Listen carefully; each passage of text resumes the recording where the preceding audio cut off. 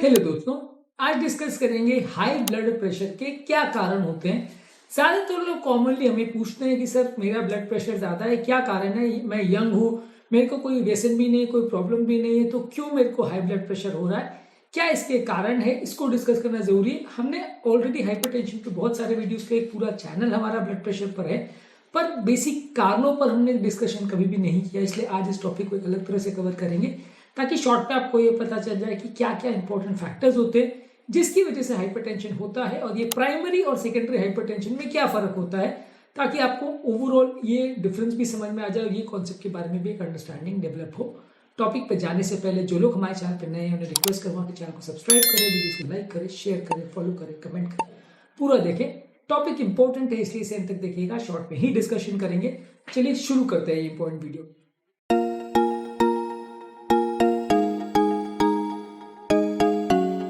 Primary और secondary hypertension में फर्क क्या होता है? प्राइमरी हाइपरटेंशन का बेसिकली मतलब है कि ये विदाउट एनी रीजन हाइपरटेंशन होता है, यानी इसमें कोई एक पर्टिकुलर बीमारी या इशू नहीं है जिसकी वजह से पेशेंट का ब्लड प्रेशर बढ़ रहा है। यानी कि कोई ऐसा पर्टिकुलर किडनी में प्रॉब्लम या ब्रेन में प्रॉब्लम या ट्यूमर का प्रॉब्लम, ऐसा कोई स्पेसिफिक इशू नहीं है जिसकी वजह से ब्लड प्रेशर बढ़ रहा है, जिसको ठीक कर देने से प्रॉब्लम ठीक हो जाएगी। इसमें ज्यादातर ऐसे इश्यूज होते हैं जो बॉडी के मेटाबॉलिज्म को अफेक्ट करते हैं बिना किसी सेकेंडरी बीमारी के, और इसकी वजह से लोगों को हाइपरटेंशन होता है। प्राइमरी हाइपरटेंशन को इसेंशियल हाइपरटेंशन बोलते हैं, ये सबसे ज्यादा कॉमन फॉर्म ऑफ हाइपरटेंशन है और लगभग 95 to 97% केसेस में प्राइमरी हाइपरटेंशन ही होता है। सिर्फ 2 या 3% केसेस में ही सेकेंडरी हाइपरटेंशन होता है। सेकेंडरी हाइपरटेंशन को ट्रीट करना इजी है कि मान लीजिए थायराइड का प्रॉब्लम है, किडनी का प्रॉब्लम है, तो आपने उसको ठीक कर दिया तो बीपी अपने आप ठीक हो जाएगा। लेकिन प्राइमरी हाइपरटेंशन का ज्यादातर कारण नहीं होता, इसमें पूरा बॉडी का मेटाबॉलिज्म को ठीक करना पड़ता है, बॉडी का ओवरऑल जो जेनेटिक फंक्शनिंग है और सारे पैरामीटर्स को ओवरऑल ही करेक्ट करना पड़ेगा, तभी ब्लड प्रेशर ठीक होगा। इसमें कोई सेकेंडरी इशू नहीं है जिसको ठीक करने से बीमारी चली जाएगी। तो पहले बात करेंगे कारण प्राइमरी यानी इसेंशियल हाइपरटेंशन पर। इसेंशियल हाइपरटेंशन में कारणों में एज एक इंपॉर्टेंट इशू है। जैसे जैसे लोगों की उम्र बढ़ती है हाइपरटेंशन यानी हाई ब्लड प्रेशर का कारण हो जाता है।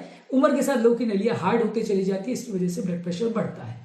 जेनेटिक फैक्टर्स में भी हो सकता है। मान लीजिए किसी परिवार के जेनेटिक कंपोनेंट्स ऐसे हैं कि उनकी बॉडी का मेटाबॉलिज्म ही गड़बड़ है, जिसकी वजह से बॉडी का इलेक्ट्रोलाइट मैनेजमेंट, बॉडी का सोडियम पोटेशियम का मैनेजमेंट गड़बड़ है, किडनी के लेवल पे प्रॉब्लम है, जीन्स में अगर प्रॉब्लम की वजह से ये हो रहा है तो उसको हम जेनेटिक फैक्टर में मानेंगे और उसको हम प्राइमरी हाइपरटेंशन यानी एसेंशियल हाइपरटेंशन में मानेंगे, क्योंकि इसका आप कुछ कर नहीं सकते। आप बॉडी का ब्लड प्रेशर कंट्रोल कर सकते हो, मेटाबॉलिज्म को मैनेज कर सकते हो, लेकिन अपनी जीन्स में जो प्रॉब्लम है उसको चेंज नहीं कर सकते, अपनी फैमिली हिस्ट्री चेंज नहीं कर सकते, अपने माँ बाप भाई बहन को बदल नहीं सकते। तो ये सारी चीजें हमारी जेनेटिक्स में आती है, ये भी इसेंशियल हाइपरटेंशन में आता है। इसके अलावा अनहेल्दी डाइट यानी कि हाई मात्रा में सोडियम लेना, लो मात्रा में पोटेशियम लेना और प्रोसेस फूड ज्यादा लेना, ऑयली जंक फूड लेना, यानी जो डाइट हाइपरटेंशन करवाती है वो डाइट अगर आप ज्यादा लेते हो तो आपका हाइपरटेंशन होगा। यहाँ पे डाइट को करेक्शन करने से आपका हाइपरटेंशन ठीक हो जाएगा। ये भी एक कॉम्पोनेंट है प्राइमरी हाइपरटेंशन का।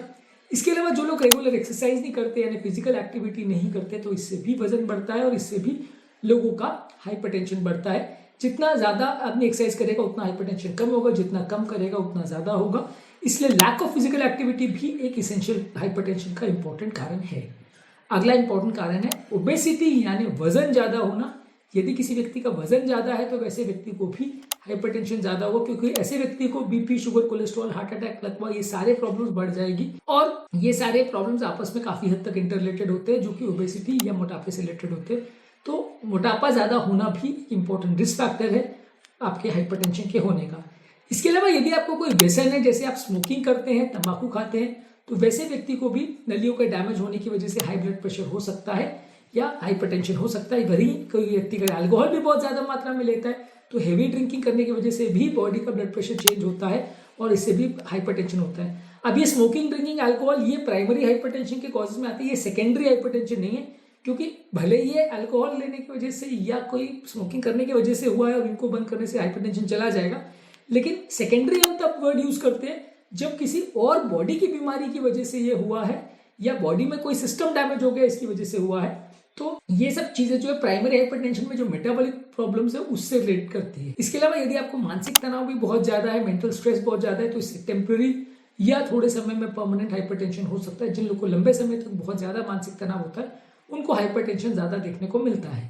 इसके अलावा यदि किसी व्यक्ति को अगर स्लीप एपनिया है, जो कि बहुत ज़्यादा मोटापे की वजह से होता है, बहुत ज़्यादा मोटापे की वजह से जब आदमी रात को सोता है तो श्वास की नली दब जाती है, इसकी वजह से चोकिंग सेंसेशन होता है, उसकी वजह से बार बार उसकी नींद खुलती है, उसका मेटाबॉलिज्म गड़बड़ होता है और इसकी वजह से बॉडी में इन्फ्लेमेशन होता है, जिससे कि आपको स्लीप एपनिया होता है। तो ये भी स्लीप एपनिया भी एक प्राइमरी फैक्टर है जिसकी वजह से आपको हाइपरटेंशन या हाई ब्लड प्रेशर हो सकता है। तो ये सारे वो इंपॉर्टेंट कारण है प्राइमरी हाइपरटेंशन या एसेंशियल हाइपरटेंशन के। अब बात करेंगे सेकेंडरी हाइपरटेंशन के क्या कारण होते हैं, कौन कौन सी ऐसी बीमारियां हैं बॉडी की जो अपने वजह से बॉडी को हाइपरटेंशन करती है। यानी नलियों में प्रॉब्लम नहीं है, यानी कि किसी रक्त नली में कोई मेटाबॉलिज्म चेंज नहीं हुआ है, रक्त नली में कोई इश्यूज नहीं हुआ, किसी और बीमारी ने प्रॉब्लम की है जिसकी वजह से हाइपरटेंशन हुआ। तो सेकेंडरी हाइपरटेंशन वैसे तो काफी कम होता है, 3-4% ही ज्यादा इसका इंसिडेंस होता है, पर इनके बारे में जानना समझना जरूरी है। काफी यंग लोगों में और उम्रदराज लोगों में ये बीमारी देखने को मिलती है। तो सेकेंडरी हाइपरटेंशन के कॉजेज हैं किडनी डिजीज। अगर किसी व्यक्ति का किडनी कॉम्प्रोमाइज है तो बॉडी में फ्लूइड रिटेंशन होगा, बॉडी का सोडियम पोटेशियम का मैनेजमेंट गड़बड़ा जाएगा, इसकी वजह से नलियां भी हार्ड हो जाएगी, बॉडी में इन्फ्लेमेशन होगा और इसकी वजह से हाइपरटेंशन होगा।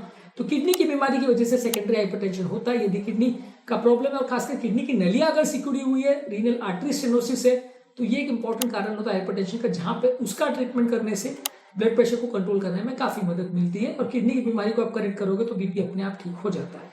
इसी तरह से अगर कोई एंडोक्राइन प्रॉब्लम है, जैसे थायराइड अगर ज्यादा है, थायराइड अगर कम है, कुशिंग सिंड्रोम है या फियोक्रोमोसाइटोमा है, तो यहाँ किसी हार्मोनल प्रॉब्लम की वजह से हाई ब्लड प्रेशर हो रहा है। नलियों में प्रॉब्लम नहीं है, मेटाबॉलिज्म में प्रॉब्लम नहीं है, लेकिन हार्मोन की वजह से मेटाबॉलिज्म गड़बड़ हो गया, इसकी वजह से आपको हाइपरटेंशन हुआ है। जैसे आप हार्मोन का सप्लीमेंट लेते हो या उसको करेक्ट करते हो, उसके लिए दवाई लेते हो, ब्लड प्रेशर के प्रॉब्लम अपने आप चला जाता है। यहाँ पे ब्लड प्रेशर को डायरेक्टली आप ट्रीट नहीं भी करोगे तो काम चलेगा। बेसिक जो प्रॉब्लम है वो दूसरे कारणों से हो रही है, हार्मोन प्रॉब्लम से हो रही है।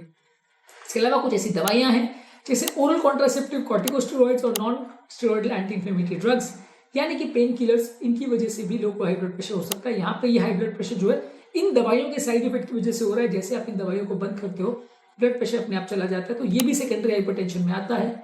इसके अलावा एड्रिनल ग्लैंड के कुछ ट्यूमर्स हैं जो कि कुछ स्पेसिफिक हार्मोन्स बनाते हैं जो कि हाई ब्लड प्रेशर कर सकते हैं, जैसे कि फियोक्रोमोसाइटोमा जैसे एड्रिनल के अलग अलग ट्यूमर्स बाकी भी आते हैं, जो ये सारे आपको हाई ब्लड प्रेशर कर सकते हैं। ये ट्यूमर को आप निकाल दोगे तो ब्लड प्रेशर चला जाएगा, यानी इस ट्यूमर के कारण से हाई ब्लड प्रेशर हुआ। पर इस कहने का मतलब ये बिल्कुल नहीं है कि हर व्यक्ति में आप ट्यूमर ढूंढना चालू कर दो, कि हर व्यक्ति में आप हार्मोन प्रॉब्लम ढूंढना चालू कर दो। सेकेंडरी हाइपरटेंशन बहुत कम केसेस में होता है, 2 या 3% केसेस में ही होता है, तो इसलिए हर केस में इसको ढूंढने की आवश्यकता नहीं है।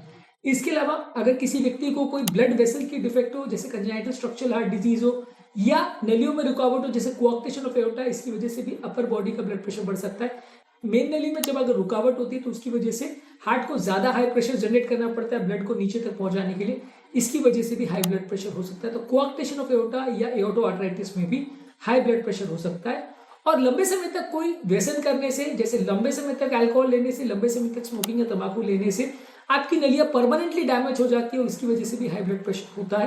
तो अगर शॉर्ट ड्यूरेशन के लिए करें तो वो प्राइमरी हाइपरटेंशन में आएगा, पर अगर लंबे समय से आप करे जा रहे हो तो ये आपके ब्लड वेसल्स को परमानेंट डैमेज कर सकता है, इससे भी हाई ब्लड प्रेशर के चेंजेस हो सकते हैं। तो क्रॉनिक अल्कोहल अब्यूज और क्रॉनिक स्मोकिंग से भी हाई ब्लड प्रेशर के चेंजेस। तो ये तो हुए कारण सेकेंडरी हाइपरटेंशन की। हमने पहले बात करी प्राइमरी हाइपरटेंशन की। सेकेंडरी हाइपरटेंशन यानी किसी और बीमारी की वजह से हाइपरटेंशन हो रहा है तो उसको सेकेंडरी हाइपरटेंशन बोलते हैं।